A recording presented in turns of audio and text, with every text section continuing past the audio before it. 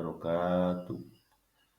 Perkenalkan, nama saya Hayul Artika, calon guru penggerak Angkatan 8 dari SD Negeri Bungangan, Kabupaten Pekalongan. Selaku fasilitator adalah Bapak Ahmad Irfan Barokah dan Bapak Muhammad Yuda Sasmito selaku pengajar praktik. Pada video ini saya akan menyampaikan aksi nyata modul 1.4 budaya positif mengenai pemahaman saya terhadap konsep-konsep kunci dalam modul budaya positif, yaitu perubahan paradigma belajar, disiplin positif, motivasi perilaku manusia, kebutuhan dasar, posisi kontrol restitusi, keyakinan kelas, dan segitiga restitusi, serta pengalaman dan pembelajaran yang saya dapat setelah menerapkan konsep-konsep kunci tersebut baik di kelas dan atau di rumah.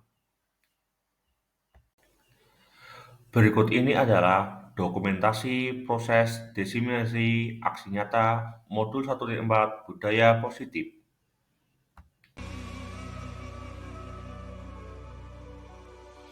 Cik-cik pariuk pengasunding dari Jawa, datang dek kecibuk bawa kepiting 2 ekor, cak cabut dalam melangap cak hidung gigi rongga, sapi ketawa dolok di pancung raja tunggak sinanggar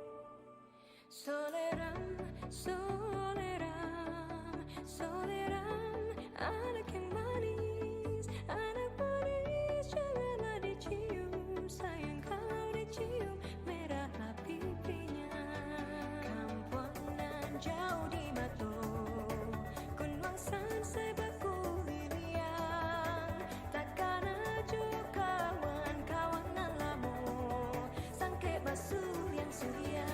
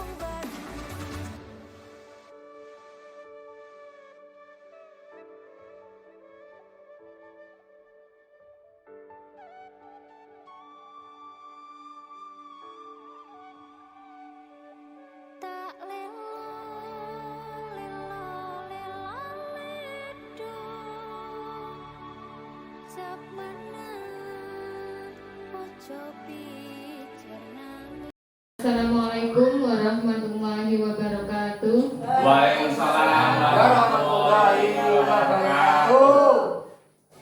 Yang terhormat Kepala Sekolah SDN Bungalan, yang terhormat Dewan Guru SDN Bungalan. Pertama-tama marilah kita panjatkan puji syukur kehadirat Allah Subhanahu wa taala yang telah melimpahkan rahmatnya kepada kita semua, sehingga pada siang hari ini kita dapat berkumpul di SD Negeri Bungalan dalam rangka desiminasi aksi nyata modul 1.4 disiplin positif. Susunan acara dalam hal ini: 1. Pembukaan, 2. Acara inti, 3. Tanya jawab, 4. Penutup. Acara pertama yaitu pembukaan. Mari kita buka dengan bacaan basmalah bersama-sama. Bismillahirrahmanirrahim. Terima kasih. Acara selanjutnya yaitu acara inti, desiminasi aksi nyata modul 1.4 disiplin positif, menyebarkan pemahaman dan penerapan budaya positif yang akan disampaikan oleh Bapak Hayun Arsika. Kepada Bapak Hayun Arsika dipersilakan untuk menyampaikan desiminasi aksi nyata modul 1.4 disiplin positif. Terima kasih.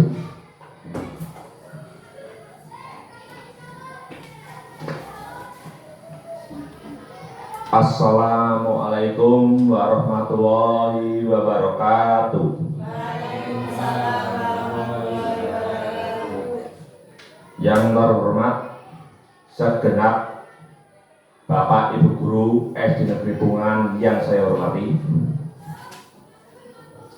Mari pertama-tama kita panjatkan puji syukur kepada Allah SWT yang telah memberikan nikmat sehat sehingga kita bisa bertemu, berkumpul di sini dalam acara desiminasi aksi nyata modul 1.4 budaya positif.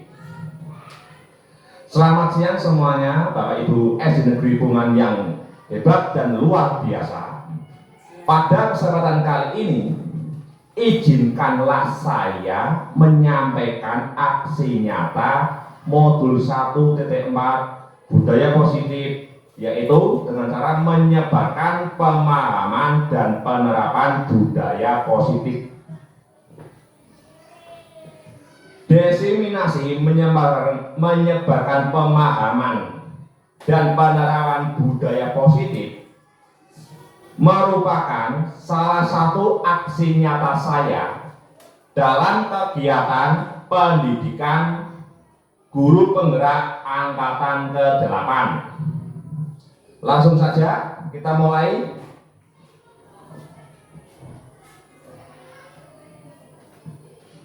Dalam modul 1.4 budaya positif itu ada konsep-konsep kunci, antara lain yaitu yang pertama, perubahan paradigma belajar, yang kedua, disiplin positif, yang ketiga, kebutuhan dasar manusia, keempat, motivasi perilaku manusia, selanjutnya posisi kontrol restitusi, keyakinan kelas, dan segitiga restitusi. Kita akan membahas semua konsep-konsep kunci tersebut satu persatu.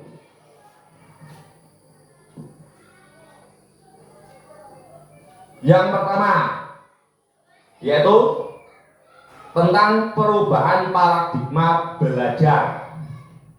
Perubahan paradigma belajar yang baru dirancang berdasarkan pembelajaran yang terdiferensiasi, sehingga setiap siswa belajar sesuai dengan kebutuhan dari tahap perkembangannya untuk mewujudkan profil pelajar Pancasila. perubahan yang belajar ini berarti kan ada dua inti, yaitu pembelajaran yang terdiferensiasi dan profil pelajar Pancasila. Pembelajaran yang terdiferensiasi maksudnya bagaimana?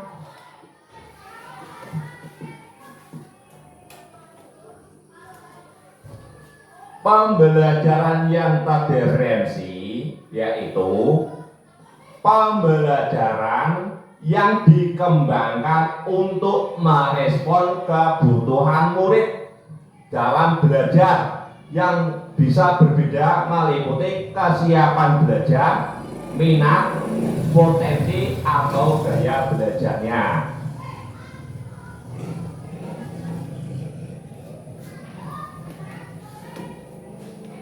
Contoh pembelajaran terdiferensiasi yang sudah saya laksanakan di kelas 4 yaitu mempraktekkan penggunaan pendekatan RME, Realistis Matematika Education, untuk menghitung keliling bangun datar. Itu gambarnya. Dalam pembelajaran tersebut, siswa saya minta untuk mengukur keliling bangun datar dengan menggunakan alat ukur yang berbeda. Tugasnya juga berbeda. Kelompok 1 saya minta untuk mengukur keliling keramik, jendela, dan pintu.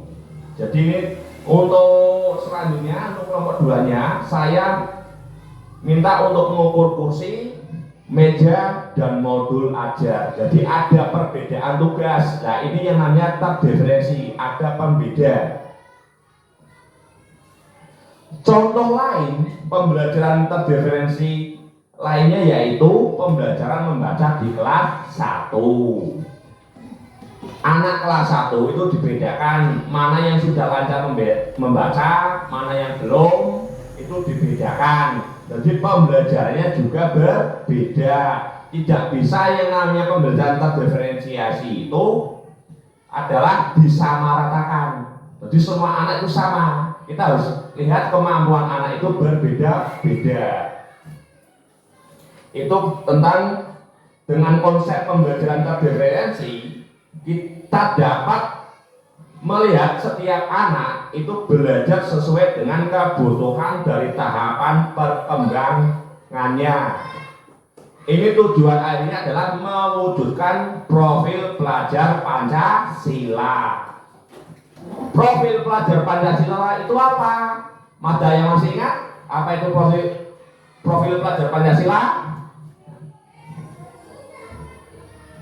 Profil pelajar Pancasila merupakan sejumlah karakter dan kompetensi yang diharapkan untuk diraih oleh peserta didik yang didasarkan pada nilai-nilai luhur Pancasila. Dalam profil pelajar Pancasila itu ada 6 elemen, yaitu berakhlak mulia, berkebinekaan global, mandiri, bergotong royong, bernalar kritis, dan kreatif. Keenam elemen ini dilihat sebagai satu kesatuan, bukan satu-satu, tapi sudah dilihat dalam satu kesatuan yang saling mendukung dan berkesinambungan satu sama lain. Untuk menumbuhkan karakter profil pelajar Pancasila, kita bisa menerapkan itu dengan pembiasaan dan pembelajaran yang baik. Misalnya pembiasaan baik yang sudah kita terapkan di SD kita adalah yang pertama itu adalah pembacaan Asmaul Husna, sholat berjamaah, Jumat bersih. Itu dalam kegiatan itu kita harapkan tumbuh pembiasaan baik. Jadi merujuknya pada profil pelajar Pancasila. Misalnya tadi pada waktu pembelajaran saya menggunakan media RME, itu juga bisa dimasukkan itu pembelajaran profil pelajar Pancasilanya, yaitu menumbuhkan karakter profil pelajar Pancasila, yaitu mandiri, bergotong royong, bernalar kritis. Itu dalam pada diskusi kan ada yang maju, berarti kan itu mandiri, bergotong royong, menyelesaikan pekerjaan tugas yang diberikan guru, itu dalam pembelajaran. Dan bernalar kritis, itu berarti menyelesaikan bagaimana caranya supaya siswa itu bisa menjawab atau melaksanakan tugas dari Bapak Ibu guru. Itu tentang, berarti intinya profil pelajar Pancasila itu apakah bisa ditumbuh kembangkan di satu negara, itu jawabannya sangat-sangat bisa dengan cara pembiasaan yang baik. Konsep kunci dalam modul budaya positif selanjutnya yaitu disiplin positif. Dalam budaya kita, makna kata disiplin dimaknai menjadi sesuatu yang dilakukan seseorang pada orang lain untuk mendapatkan kepatuhan. Kita cenderung menghubungkan kata disiplin dengan ketidaknyamanan. Kebanyakan orang akan menghubungkan kata tertib, teratur, kepatuhan juga sering dihubungkan dengan hukuman. Padahal itu sungguh berbeda, karena belajar tentang disiplin positif tidak harus dengan memberikan hukuman. Justru itu adalah salah satu alternatif terakhir, dan bila perlu tidak usah digunakan sama sekali. Jadi dalam penerapan budaya disiplin itu sebisa mungkin menghindari kata-kata hukuman atau memberikan hukuman, itu jangan sampai kita laksanakan. Cari alternatif lain untuk menegakkan tata tertib. Sebagai pendidik, tujuan kita adalah menciptakan anak-anak yang memiliki disiplin diri sehingga mereka bisa berperilaku dengan mengacu pada nilai-nilai kebajikan universal dan memiliki motivasi intrinsik. Berarti timbul motivasi dari dalam diri, bukan dari luar. Anak menaati peraturan itu bukan berarti karena takut kena guru, tetapi memang dirinya memang ingin menghargai dirinya untuk mentaati peraturan. Disiplin positif merupakan salah satu cara menerapkan disiplin yang bertujuan untuk menumbuhkan kesadaran serta memperdayakan anak untuk melakukan sesuatu tanpa sokokan, ancaman maupun hukuman. Jadi memang dari dalam diri sendiri muncul untuk melaksanakan, sadar, bukan karena sokokan. Ini nanti peraturannya seperti ini, kamu jangan datang terlambat, itu takut dengan guru, bukan. Tetapi memang karena kesadaran dari dalam diri atau dari unsur intrinsiknya.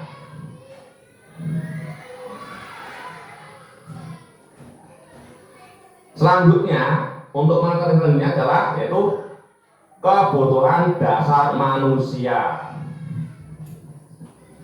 Menurut William Glasser dalam Hoyes teori yaitu ada 5 kebutuhan dasar manusia. Kebutuhan dasar inilah yang menciptakan perilaku manusia. Jadi untuk perbuatan yang laku itu karena manusia itu hanya ingin memenuhi kebutuhan dasarnya.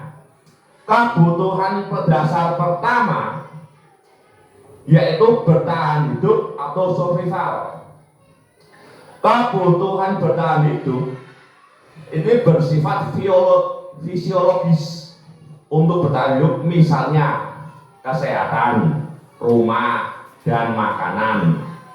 Kebutuhan biologis seperti dari dari bagian proses reproduksi. Intinya ini kebutuhan untuk bertahan hidup itu adalah kalau orang Jawanya sandang papan pangan. Ini kebutuhan pokok manusia. Yang kedua, kebutuhan kasih sayang dan rasa diterima atau kebutuhan untuk diterima.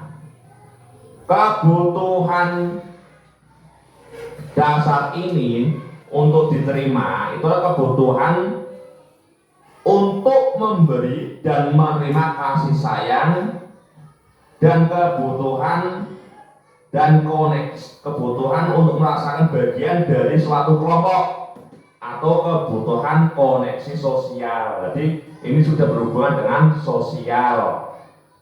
Jadi dalam kasih sayang atau rasa diterima itu kebutuhannya untuk diterima dalam satu kelompoknya. Kebutuhan selanjutnya adalah kebebasan akan pilihan atau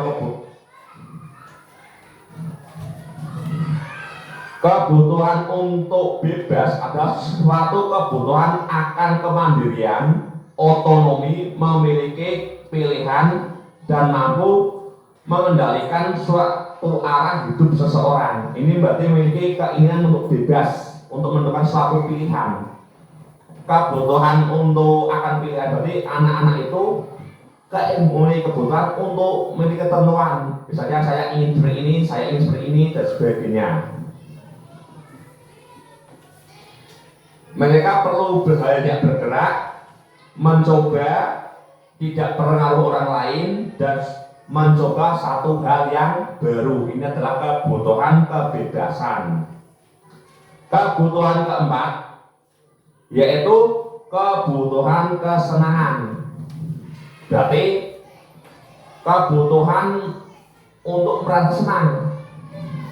Ya banyak tugas dan sebagainya, itu kan anak-anak juga butuh kesenangan. Berarti ingin merasakan kegembiraan atau kesenangan.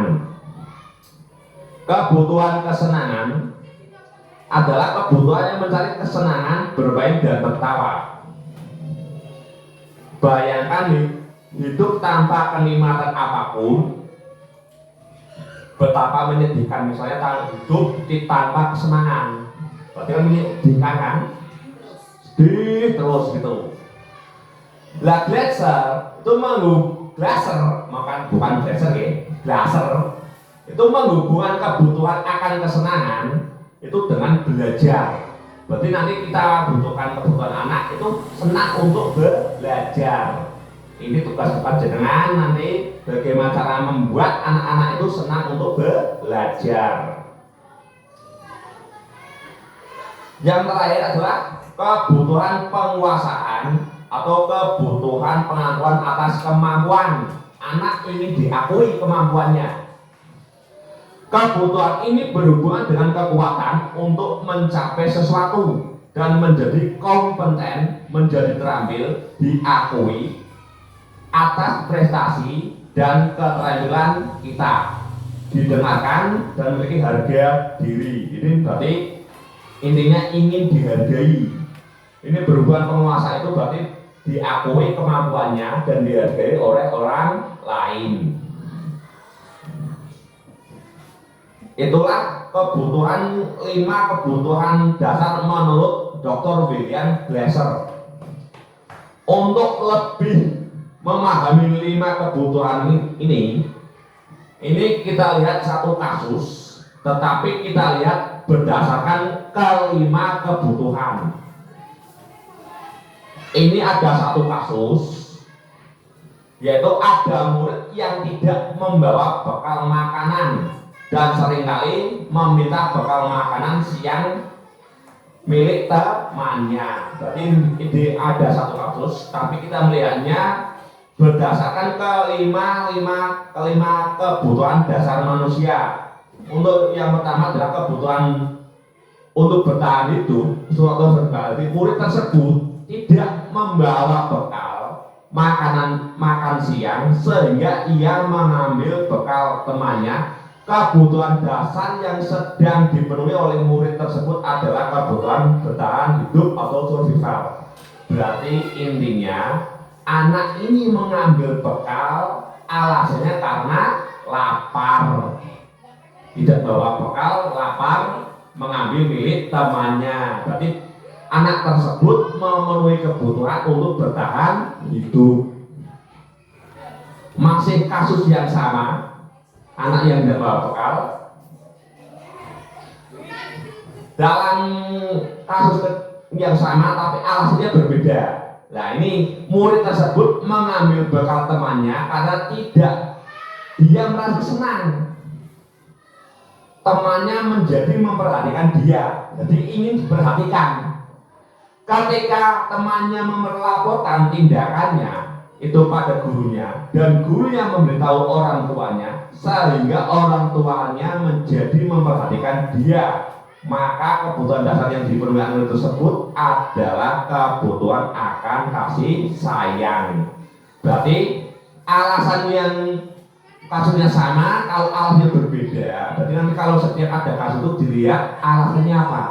Nah, alasan yang ini hanya ingin diperhatikan, bukan karena lapar lagi, tapi hanya ingin diperhatikan oleh guru, teman, dan orang tuanya. Jadi kebutuhan dasar yang ingin dicapai anak tersebut adalah kebutuhan akan kasih sayang dan rasa diterima. Alasan yang ketiga, murid tersebut merasa bosan dengan bekal makanan yang dibawakan ibunya dari rumah, sehingga dia mengambil makanan dari teman-teman yang beraneka ragam. Maka murid tersebut sedang memenuhi kebutuhannya adalah kebebasan. Jadi bekalnya hanya itu saja, jadi ini bebas, pingin bervariasi. Nah, variasi itu termasuk salah satu bagian dari kebebasan. Jadi kebutuhan yang ingin dicapai adalah kebebasan. Jadi mengambil punya temannya supaya makanannya bervariasi. Murid tersebut mengambil makanan itu hanya karena iseng, melihat teman-temannya kesal, itu lucu, dianggap lucu lah, itu diambil makanannya jadi marah. Wah, lucu sekali ya teman-teman kita marah, diambil makanannya itu hanya karena iseng. Itu ya, berarti kebutuhan yang ingin dicapai itu adalah merasa senang atau kesenangan. Berarti anak melakukan suatu perilaku hanya untuk supaya senang, itu adalah untuk memenuhi kebutuhan senang atau kesenangan. Nah, ini yang terakhir, murid tersebut merasa hebat karena temannya jadi takut dengan dia dan memenuhi keinginannya. Saat mengambil makanan temannya, dia merasa hebat. Saya luar biasa, yang lain tidak berani dengan saya. Nah, itu adalah suatu bentuk perilaku untuk memenuhi kebutuhan akan kekuasaan atau kebutuhan pengakuan atas kemampuan. Itulah 5 kebutuhan dasar manusia. Kita lanjutkan untuk materi selanjutnya. Dalam selain kebutuhan dasar, dalam perilaku manusia itu ada motivasi untuk manusia berperilaku. Apakah itu motivasi? Motivasi merupakan dorongan yang timbul pada diri seseorang secara sadar maupun tidak sadar untuk melakukan tindakan dengan tujuan tertentu. Berarti itu adalah yang muncul sadar atau tidak sadar dari dalam diri seseorang, itu namanya motivasi melakukan sesuatu. Menurut Diana Gosen dalam bukunya Restitution School Disiplin menyatakan ada 3 motivasi murid atau manusia. Ini ada 3 motivasi seseorang melakukan perilaku, itu ada 3. Menurut Diana Gosen, yang pertama adalah untuk menghindari ketidaknyamanan. atau hukuman. Berarti murid berperilaku itu supaya tidak dihukum, supaya nyaman, saya sudah sesuai dengan peraturan. Berarti ini juga termasuknya kurang baik. Karena apa? Munculnya perilaku ini, berdasarkan perilaku ini berarti itu hanya muncul karena adanya peraturan, takut dihukum. Itu belum dari dalam dirinya sendiri atau belum sesuai dengan unsur intrinsik dalam diri murid. Selanjutnya, motivasi perilaku manusia atau murid yang kedua yaitu untuk mendapatkan imbalan atau penghargaan dari orang lain. Berarti saat seseorang melakukan sesuatu itu untuk mendapatkan perhatian. Wah, saya supaya mendapat perhatian dan atau imbalan atau penghargaan. Berarti melakukan sesuatu karena adanya imbalan atau penghargaan. Yang ketiga, motivasi yang ketiga untuk menjadi orang yang mereka inginkan dan menghargai diri sendiri dengan nilai-nilai yang mereka percaya. Lah, ini yang terbaik. Berarti dari dalam diri sadar ingin menghargai dirinya, ingin menghargai nilai-nilai yang mereka percaya. Berarti melakukan sesuatu itu karena ingin menghargai dirinya sendiri, bukan karena takut dihukum atau mendapatkan imbalan maupun penghargaan. Selanjutnya adalah mengenai konsep disiplin dengan identitas gagal. Nah, ini yang paling penting. Konsep identitas gagal yang pertama adalah hukuman. Jelas hukuman itu adalah konsep identitas yang gagal karena hukuman itu menyakitkan, tidak nyaman. Murid merasa takut, memaksa murid menyembunyikan kesalahan dan murid menjadi rendah diri. Kalau dihukum, ada siapa yang salah? Pasti kan sembunyikan, nggak tahu itu yang salah itu. Nah, itu murid menyembunyikan kesalahannya. Jadi murid merasa rendah diri. Berarti kalau dihukum, saya dukung, takut dan sebagainya. Itu adalah konsep disiplin dengan identitas gagal. Nah, yang kedua adalah penghargaan. Nah, kenapa penghargaan kok masuk ke konsep disiplin dengan identitas gagal? Yang pertama adalah karena penghargaan itu tidak efektif. Kenapa tidak efektif? Karena siswa melakukan sesuatu ingin mendapatkan penghargaan. Nah, ini tidak efektifnya di sini. Jadi kalau ini siswa melakukan sesuatu karena penghargaan itu hanya akan merusak hubungan dengan teman lain. Jadi teman yang tidak mendapatkan hadiah atau penghargaan merasa iri. Selanjutnya adalah mematikan kreativitas. Misal anak yang sudah mendapatkan penghargaan dengan kemampuan seperti itu saja sudah mendapatkan hadiah atau penghargaan, untuk apa belajar lagi? Untuk apa lebih baik lagi? Dengan kemampuan seperti ini, misalnya anak bisa membaca, karena diberi hadiah atau diberi penghargaan. Ya, saya sudah bisa membaca walaupun dengan mengeja, untuk apa diberikan lebih baik dari ini? Seperti ini saja sudah mendapatkan penghargaan. Ini yang dinamakan mematikan kreativitas anak. Menghukum dengan sistem ranking. Nah, pemberian ranking ini kan sebagai dalam umur atau kurikulum merdeka kan sudah ditiadakan, dihapuskan. Nah, pemberian ranking ini karena mengapa menghukum itu karena pemberian ranking akan memberikan dampak negatif bagi anak yang mendapatkan ranking rendah. Anak akan merasa malu, bahkan mungkin menjadi bahan bullying. Wah, paling rendah, paling ini, paling ini. Nah, itu mungkin itu yang mungkin juga guru merasa gagal. Anaknya kok nilainya juga sebagainya. Nah, itu makanya menghukum itu sistem ranking itu ditiadakan karena sistem ranking itu tidak sesuai dengan kodrat anak. Selanjutnya itu merawat hak harga diri. Menghargai dirinya, misalnya tadi ada anaknya belum bisa membaca, kemudian bisa mengeja. Kalau diberi penghargaan atau hadiah, hal ini akan menghentikan atau merawat hak, yaitu untuk menghargai dirinya sendiri.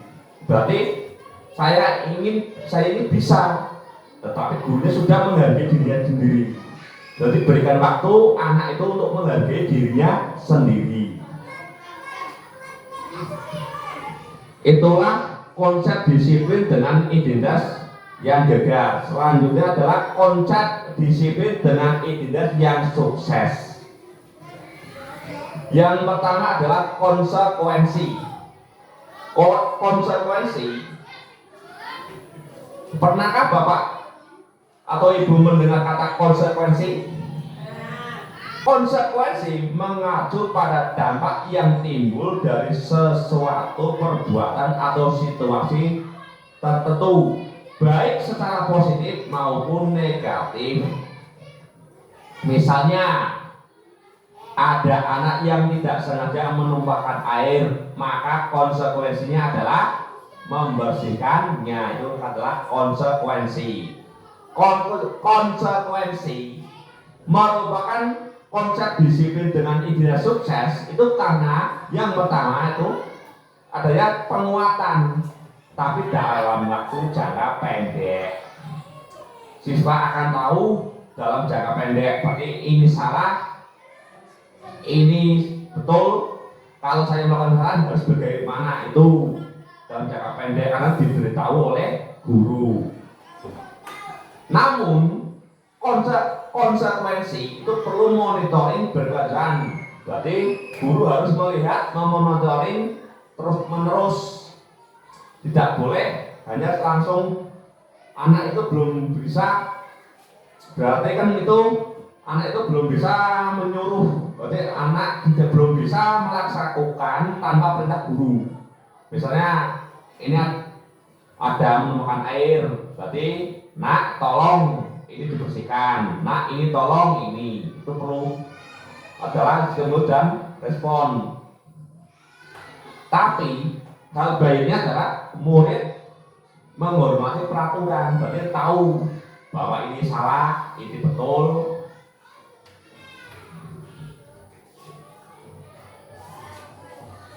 Yang kedua adalah kehilangan waktu merenungi kesalahan. Mengapa?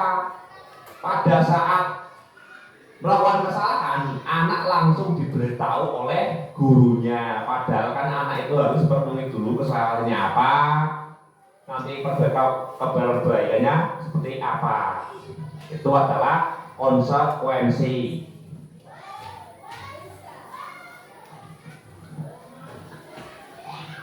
Konsep disiplin dengan identitas sukses selanjutnya adalah restitusi. Restitusi ini juga merupakan hal baru bagi saya. Saya peroleh restitusi ini dalam kegiatan pendidikan guru penggerak pada modul 1.4 budaya positif. Restitusi itu merupakan konsep disiplin dengan identitas sukses karena murid bertanggung jawab untuk perilakunya. Fokus pada pemecahan masalah jangka panjang, murid menghormati dirinya dan orang lain. Kontrol dirinya memegang kontrol, murid bersemangat memperbaiki kesalahannya. Berarti murid ini sudah dalam teori restitusi itu murid sudah paham kesalahannya dan memperbaiki kesalahannya tanpa diberitahu oleh guru. Inilah tahapan restitusi. Nah ini konsep disiplin pendidikan restitusi itu menciptakan kondisi bagi murid untuk memperbaiki kesalahannya sehingga mereka bisa kembali pada kelompoknya dengan karakter yang lebih kuat. Ciri-ciri dari restitusi yaitu bukan untuk menebus kesalahan. Berarti kalau ada kesalahan bukan untuk ditebus, namun untuk belajar dari kesalahan. memperbaiki hubungan, tawaran, bukan paksaan.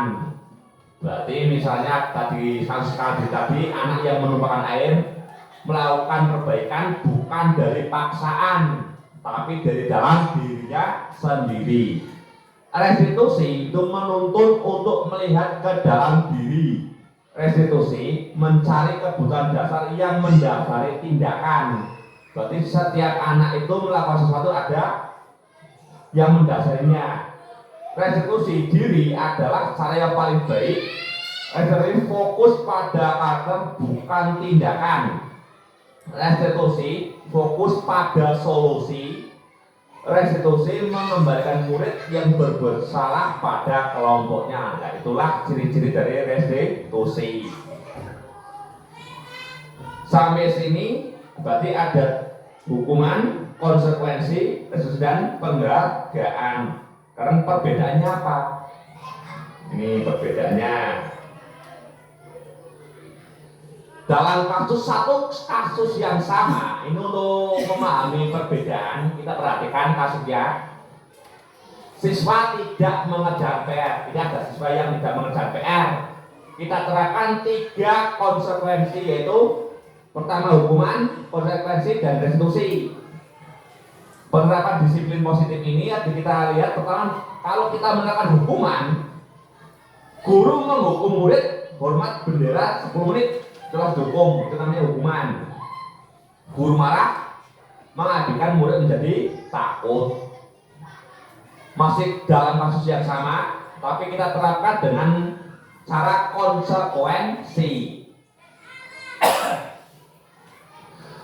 Guru itu menyuruh mengerjakan PR saat jam istirahat atau mengerjakan PR sebanyak 3 kali. Berarti guru menyuruh muridnya mengerjakan pada saat istirahat, ini namanya konsekuensi. Karena tidak mengerjakan PR, maka mengerjakannya adalah waktu istirahat. Guru tegas, murid menjadi menaati peraturan. Berbeda dengan restitusi. Ini pertama itu guru menanyakan keyakinan kelas dirinya dan membantu siswa menyelesaikan masalahnya. Nah, ini ditanyakan, kenapa tidak mengerjakan PR? Alasannya apa? Itu. Kalau penerapan distribusi tidak langsung ini dikerjakan PR-nya atau ini dihukum, itu bukan. Tapi ditanyakan dulu alasannya, kenapa tidak mengerjakan PR. Setelah itu guru membantu siswa menyelesaikan masalahnya. Guru bersifat terbuka, murid menghormati dirinya dan orang lain.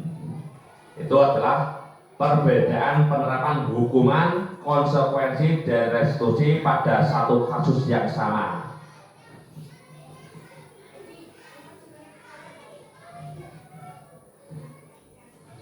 Next, kita lanjutkan. Materi kita adalah posisi kontrol restitusi. Nah, ini dalam menerapkan posisi kontrol melalui serangkaian riset dan berdasarkan kepada teori kontrol Dr. William Besser, berkesimpulan ada 5 posisi kontrol yang diterapkan seorang guru, orang tua, ataupun atasan dalam melakukan kontrol tersebut.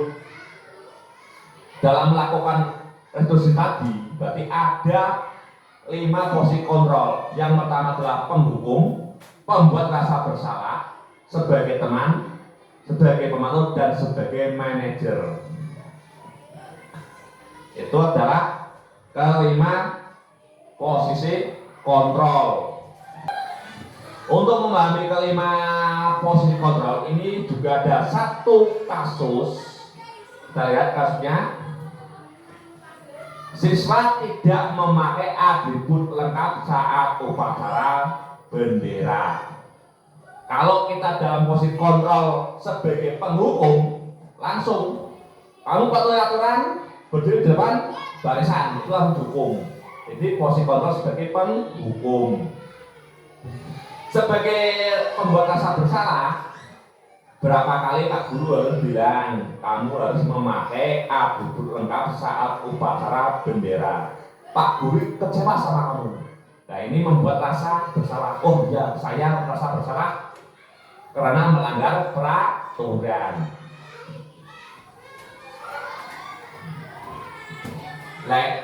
Selanjutnya, posisi kontrol restitusi selanjutnya adalah sebagai teman. Nah ini, ayolah, buat tak guru bangga, kali tidak apa-apa kamu salah. Jadi kita sebagai teman, udah nggak apa-apa, sini, nggak apa-apa. Kamu nggak pakai atribut yang lengkap, tidak apa-apa. Nah ini sebagai teman. Sebagai pemantau, ini kalau sebagai pemantau ya, kamu sudah melanggar peraturan, apa peraturan dan konsekuensinya. Ini bertindak tegas. Kamu sudah melanggar apa peraturan dan konsekuensinya. Berarti kalau tadi sebagai apa namanya penghukum itu langsung diberikan hukuman. Tapi kalau pemantau itu seperti konsekuensi. Saat seorang guru melaksanakan konsekuensi, kamu melanggarnya apa, konsekuensinya apa. Ini adalah tahapan seorang kontrol pemantau. Yang terakhir adalah manajer. Apa kamu tahu kesalahannya? Kira-kira bagaimana cara kamu memperbaiki kesalahan ini? Berarti anak sendiri yang disuruh memperbaiki kesalahannya. Bagaimana caranya? Ini pada tahap manajer itu sama dengan menerapkan restitusi.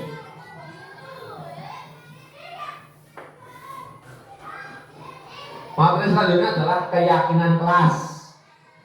Menurut dosen, suatu keyakinan akan lebih memotivasi seseorang dari dalam atau memotivasi secara intrinsik. Nah ini yang ingin kita capai adalah motivasi secara intrinsik. Nah salah satu caranya adalah dengan keyakinan kelas. Dengan keyakinan kelas, seseorang akan lebih tergerak dan bersemangat untuk menjalankan keyakinannya daripada hanya sekedar mengikuti serangkaian peraturan. Untuk lebih jelasnya,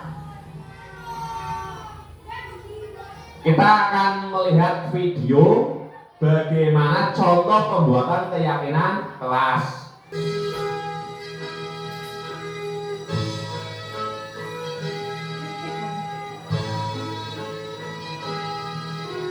Inilah video pembuatan keyakinan kelas yang sudah saya laksanakan di kelas 6.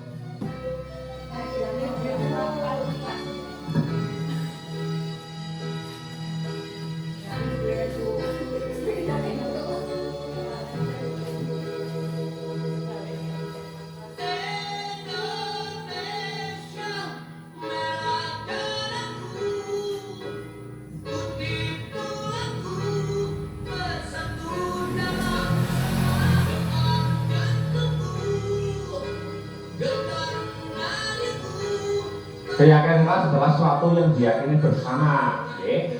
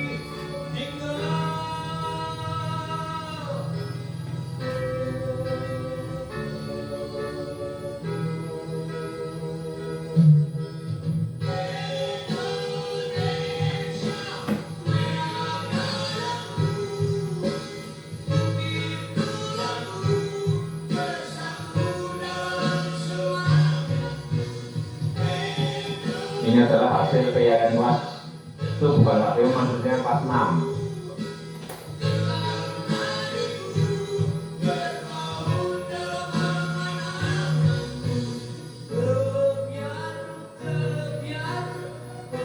Ini contoh tapi keyakinan untuk sekolah. Ini sebenarnya adalah contoh-contoh keyakinan untuk sekolah. Itu sudah dibuat poster.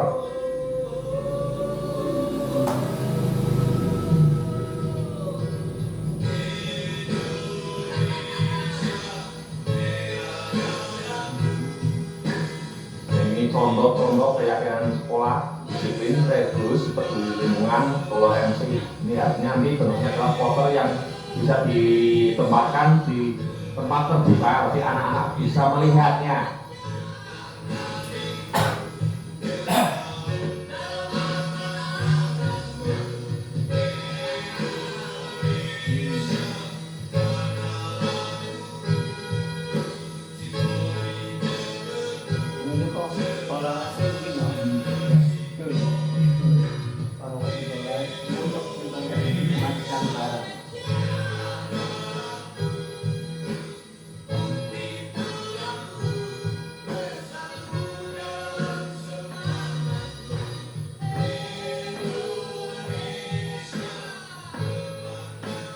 Itu adalah video singkat mengenai pembuatan keyakinan kelas. Sekarang untuk materi terakhir tentang segitiga restitusi. Terdapat 3 langkah dalam segitiga restitusi. Jadi ada 3 langkah, yaitu yang pertama, menstabilkan identitas. Dalam menstabilkan identitas ini berarti bertujuan untuk mengubah identitas anak yang orang yang gagal karena melakukan kesalahan menjadi orang yang sukses. Anak yang melanggar peraturan karena mencari perhatian adalah anak yang sedang mengalami kegagalan. Dia mencoba memenuhi kebutuhan dasar namun ada benturan. Ciri-ciri dari identitas itu biasanya guru akan menanyakan beberapa pertanyaan, misalnya berbuat salah tidak apa-apa, tidak ada manusia yang sempurna. Saya juga pernah melakukan kesalahan tersebut. Itu adalah cara menstabilkan identitas. Langkah ketiga dalam segitiga restitusi yaitu validasi tindakan yang salah. Dalam validasi tindakan yang salah itu adalah memenuhi kebutuhan dasar. Kalau memahami berdasar apa yang mendasari mereka melakukan tindakan yang salah, maka guru akan mengetahui alasan-alasannya apa.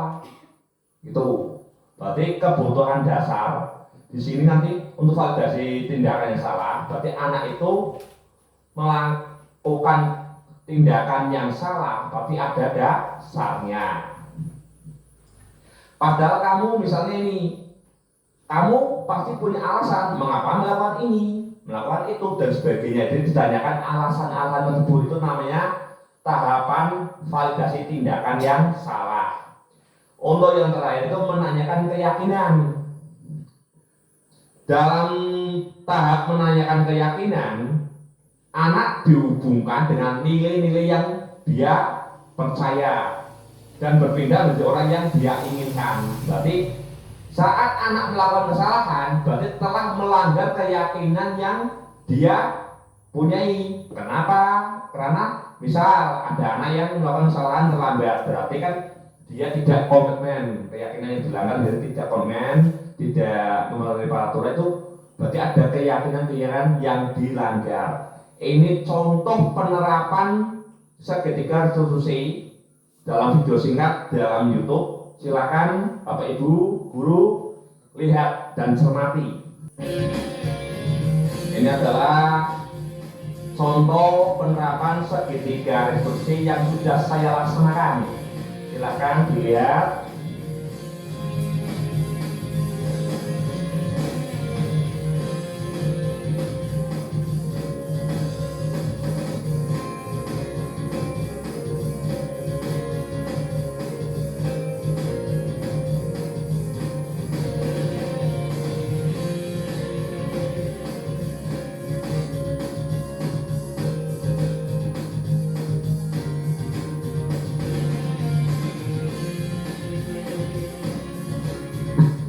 melakukan dua skenario mengenai anak yang melanggar peraturan. Kasus pertama, ini tidak terima ada anak yang bernama Aisyah tidak terima diingatkan oleh temannya. Ini adalah dialognya atau skenario-nya.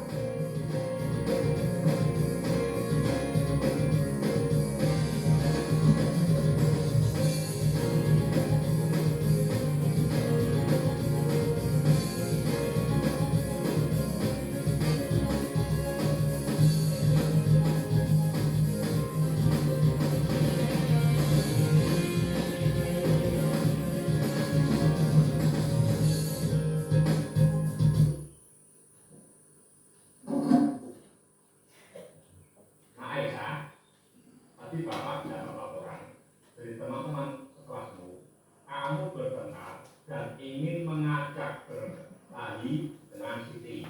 Apa betul kejadian tersebut? Iya, Pak. Kenapa bisa hal itu terjadi?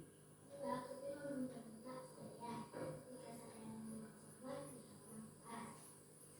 Siti membentak saya, tapi cara ngomongnya membuat saya tersinggung. Oh begitu. Jika Bapak ada di posisi kamu, Bapak juga pasti akan berbuat hal yang sama. Kemudian apa yang kamu lakukan terhadap Siti? Karena saya tersinggung, saya marah-marah. Saya maki-maki Siti dan tanpa sadar, saya juga memaki dengan Oh begitu. Pasti kamu berbuat demikian ada alasannya ya. sebelumnya dia tidak bermaksud melaksanakan di depan kelas. Tapi karena buru, akhirnya saya melihat hal itu. Siti langsung menegur saya. Saya merasa sambil Oh begitu kejadiannya. Jadi wajarlah kalau kamu merasa marah karena kamu tidak rela ditegur oleh Siti dengan kasar. Terus kamu melakukan apa pada Siti? saya balas dia dengan dia tidak. Sekarang coba kita pikirkan tindakan. Kamu marah sampai memaki Siti, apakah sesuai dengan keyakinan kelas kita? Menurut kamu, keyakinan kelas apa yang sudah dilanggar? Keyakinan kelas berupa saling menilai dan itu Ini tahap menanyakan keyakinan kelas jadi tanyakan keyakinan yang dilanggar. Menurut kamu, saling menyayangi dan hidup rukun antar teman itu penting tidak untuk kamu? tidak untuk mereka. Baik, kalau menurut kamu itu penting, jadi keyakinan apa yang harus kamu lakukan pada saat kamu sedang marah? Harus lebih sabar dan tidak mudah tersinggung, Pak. Saya akan menjunjung tinggi nilai keyakinan kelas, saling menyayangi dan hidup rukun. Kamu bersedia memperbaiki masalah ini? Bersedia, Pak. Akan saya coba. Tetap semangat ya. Sekarang silakan kembali ke kelas. Terima kasih ya karena kamu sudah bersedia memperbaiki kesalahan dan Pak Guru doakan semoga kamu sukses selalu. Terima kasih, Pak.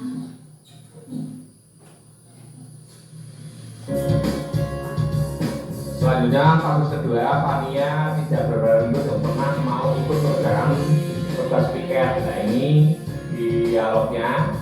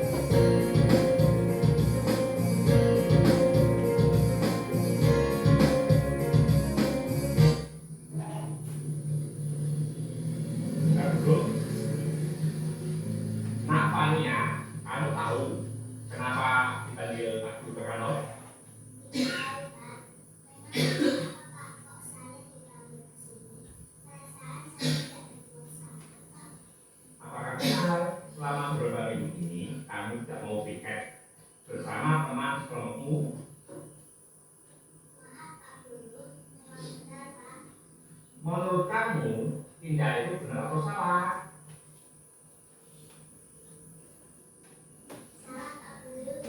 Baik, tidak apa-apa. Kan, sebab setiap orang tentu pernah berbuat salah. Bapak juga pernah berbuat salah.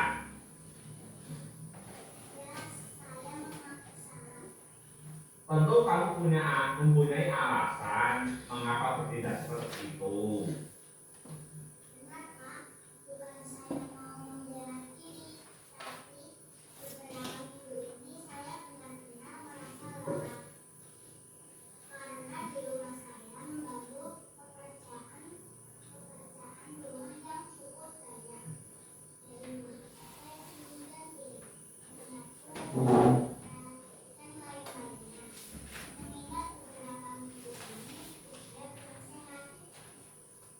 Oh, begitu. Bapak bisa memaklumi apa yang kamu lakukan. Mungkin Bapak juga akan melakukan demikian andai berada di posisimu. Kemudian, apa yang kamu lakukan terhadap teman kelompok tingkatmu saat mereka menegurmu?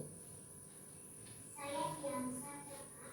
Percuma saya ngomong, mereka tidak akan memaklumi. Oh, untung kamu masih diam saja. Padahal kamu bisa berbuat yang lebih buruk daripada itu.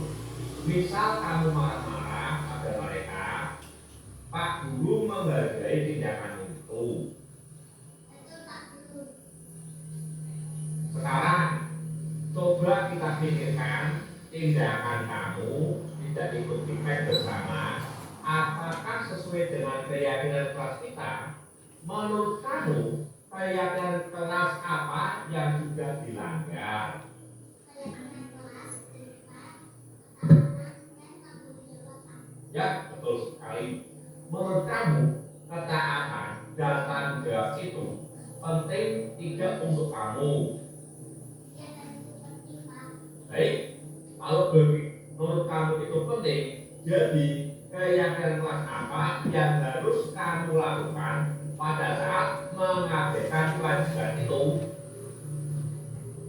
Harus menaatinya, Pak. Saya akan menjunjung tinggi nilai ketaatan dan tanggung jawab bersama. Kamu bersedia menghadapi masalah ini? Bersedia, Pak. Insya Allah. Tetap semangat ya. Sekarang silakan kembali ke kelas. Terima kasih ya, karena kamu telah bersedia memperbaiki kesalahan. Terima kasih, Pak. Ya, kan. Ini tanggapan murid kelas Andrea 3 melakukan praktek sertifikat studi. Saya Aisyah Sidarakunan, siswa kelas 3 SD Negeri Semangat. Pada pengalaman saya senang sekali diajak diskusi dengan Pak Guru untuk dapat dan ini dari pelajaran saya harus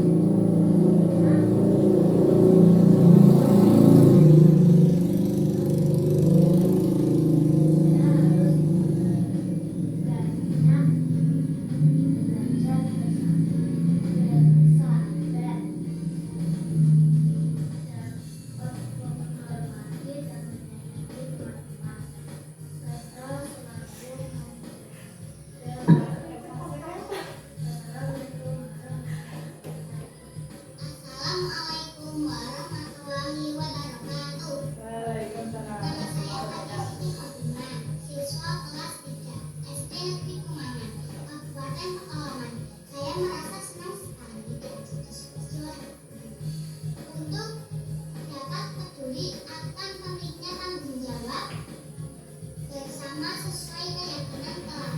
Saya tetap harus menjalankan kewajiban dan tanggung jawab saya sebagai bagian dari anggota kelas walau saya ada keperluan atau sesuatu yang menghalangi saya. Wassalamualaikum warahmatullahi wabarakatuh.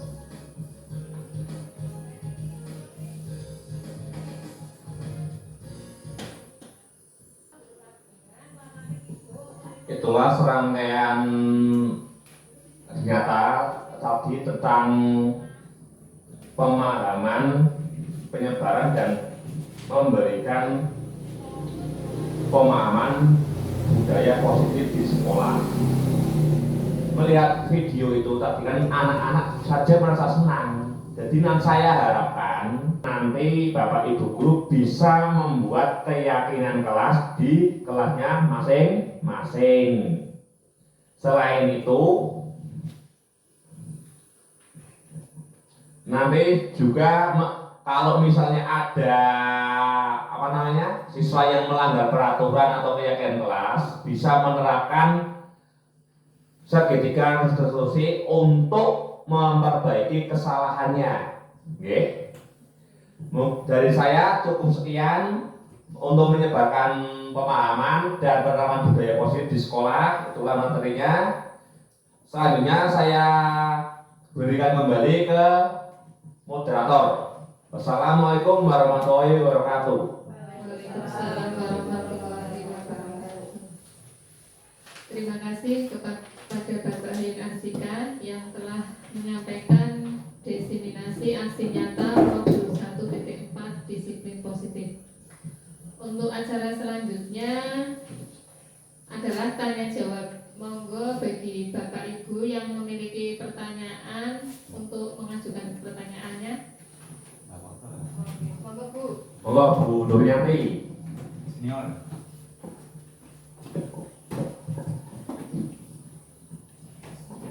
Assalamualaikum warahmatullahi wabarakatuh. Waalaikumsalam warahmatullahi wabarakatuh.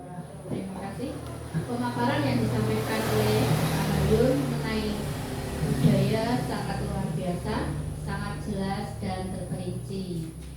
Yang ingin saya tanyakan adalah seperti apa cakupan atau bentuk pembelajaran berdiferensiasi di kelas. Kemudian pertanyaan dari saya. Assalamualaikum warahmatullahi wabarakatuh.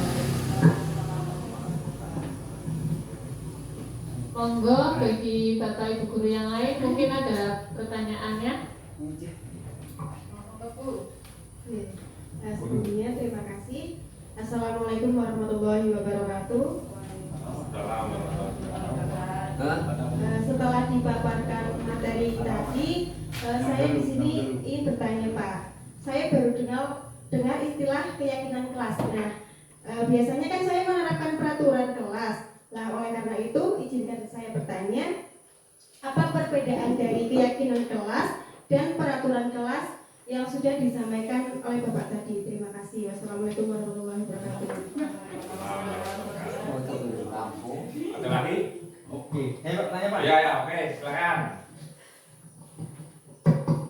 Assalamualaikum warahmatullahi wabarakatuh. Waalaikumsalam warahmatullahi wabarakatuh. Setelah mengikuti tadi Zoom satu jam lebih, ya. Ini ada beberapa pertanyaan ya, ingin saya sampaikan yang cukup satu saja. Setelah saya belajar tentang disiplin positif, tidak harus dengan memberikan hukuman. Justru itu adalah salah satu alternatif terakhir dan bila perlu tidak digunakan sama sekali.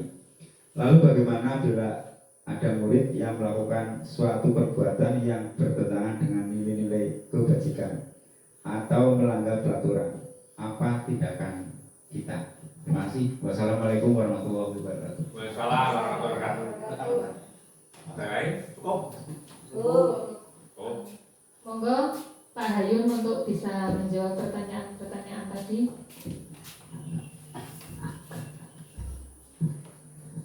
Terima kasih yang sudah memberikan pertanyaan. Ini saya hanya akan mencoba menjawab pertanyaan dari Bapak Ibu guru yang memberikan pertanyaan. Yang pertama dari Ibu Nuryanti tentang bentuk atau cakupan pembelajaran berdiferensiasi. Bentuk atau cakupan pembelajaran berdiferensiasi itu memiliki 3 jenis. Yang pertama diferensi konten, yang kedua diferensi proses, yang ketiga diferensi produk.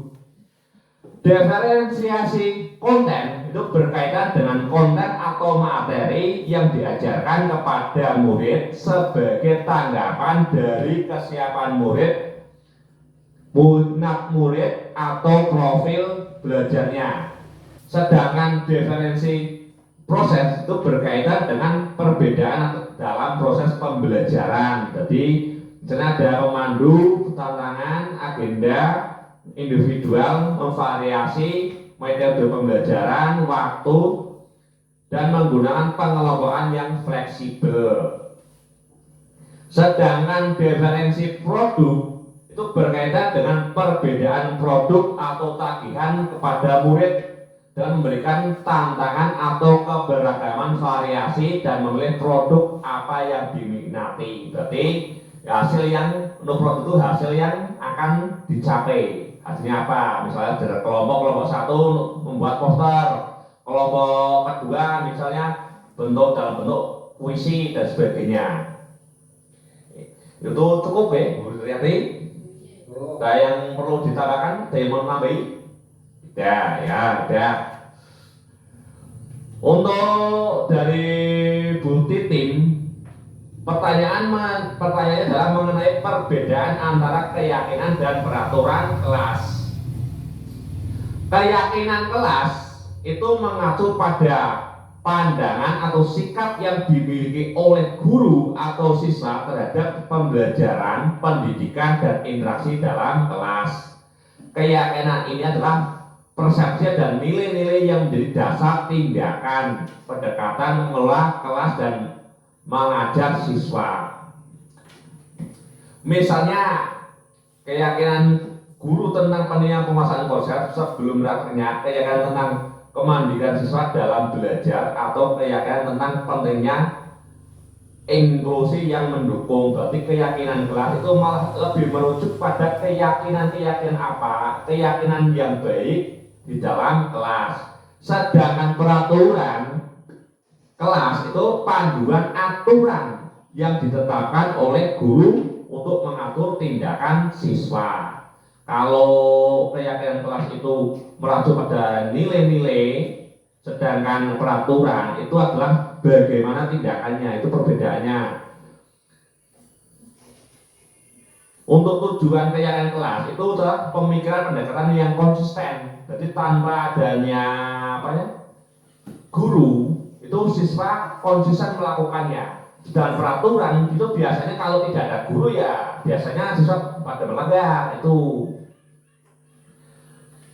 Yang untuk pertanyaan terakhir dari Pak Reso, ya, itu tentang ada siswa yang melanggar nilai kebajikan atau peraturan. Nah, seperti yang saya sampaikan tadi, betul Pak Reso, bahwa untuk hukuman itu adalah sebagai alternatif terakhir.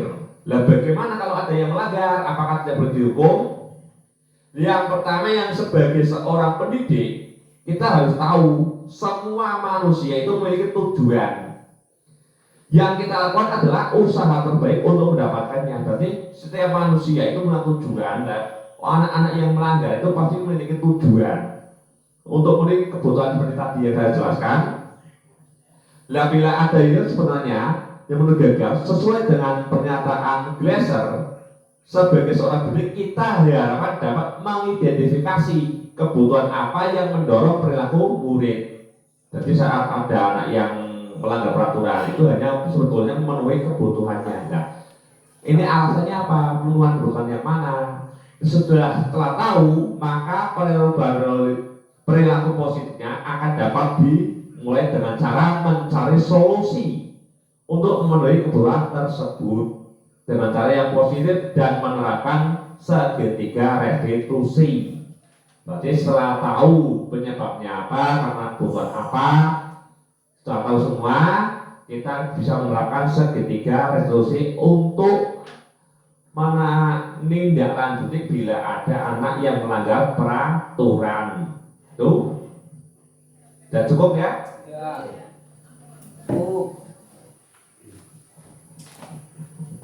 Terima kasih kepada Bapak Hayun atas jawaban-jawaban dari pertanyaan tadi. Demikianlah acara diseminasi aksi nyata modul 1.4 disiplin positif. Semoga ilmu dan pengetahuan baru yang kita dapat bermanfaat untuk acara hari ini.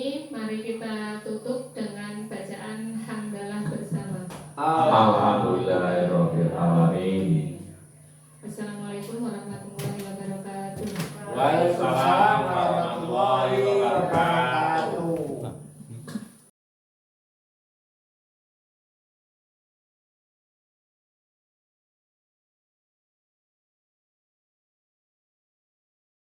Assalamualaikum warahmatullahi wabarakatuh.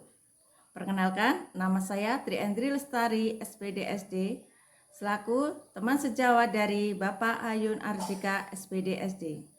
Dalam rangka menciptakan lingkungan yang positif, maka setiap warga sekolah dan pemangku kepentingan perlu saling mendukung, menghayati, dan menerapkan nilai-nilai kebajikan yang telah disepakati bersama.